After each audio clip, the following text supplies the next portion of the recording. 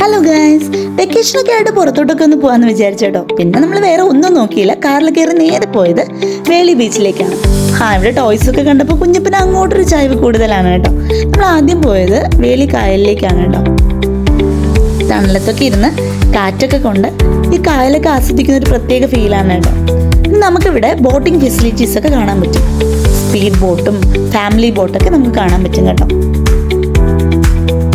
അപ്പോൾ ഒത്തിരി ആളുകൾ ബോട്ടിലൊക്കെ കയറുന്നുണ്ട്. അപ്പോഴത്തേക്കും കുഞ്ഞിപ്പോൾ ഇവിടെ ഭയങ്കര ബഹളമാണ് കേട്ടോ, ഐസ്ക്രീം വാങ്ങണമെന്ന് പറഞ്ഞിട്ട്. പിന്നെ ചേച്ചൻ അവന് ഐസ്ക്രീമൊക്കെ വാങ്ങിക്കൊടുത്തു. അവൻ്റെ ഫേവറേറ്റ് ചോക്കോ ബാറാണ് കേട്ടോ. അപ്പോൾ അതൊക്കെ കഴിച്ചുകൊണ്ട് ഇപ്പോൾ പുറകെ ട്രെയിനൊക്കെ പോകുന്നുണ്ട്. കുഞ്ഞിപ്പിനോട് ഡാൻസ് കളിയാണ് കേട്ടോ. കുഞ്ഞിപ്പിനെ ഇവിടെ ട്രെയിനൊക്കെ ആസ്വദിച്ചുകൊണ്ട് നിൽക്കുകയാണ്. പിന്നെ അപ്പോഴത്തേക്കും അവൻ്റെ സ്ഥിരം പണിയാവാൻ തുടങ്ങി കേട്ടോ. പിന്നെ നമ്മൾ ബ്രിഡ്ജൊക്കെ കടന്ന് അപ്പുറത്ത് ബീച്ചിലോട്ട് പോവുകയാണ്. നല്ല ഭംഗിയുണ്ടായിരുന്നു കേട്ടോ. ഈ ബീച്ച് സൈഡിൽ നമുക്ക് ഒത്തിരി ഷോപ്പ് കാണാൻ പറ്റും കേട്ടോ. പിന്നെ ഇവിടെ കുതിര സവാരി അവൈലബിൾ ആണ്.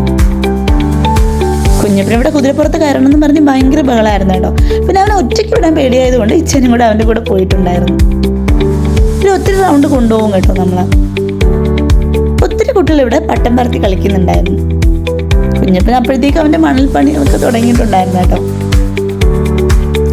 നമ്മളെപ്പോലെ ഒത്തിരി ഫാമിലി ആയിട്ട് വന്നവരെ ഇവിടെ കാണാൻ പറ്റും.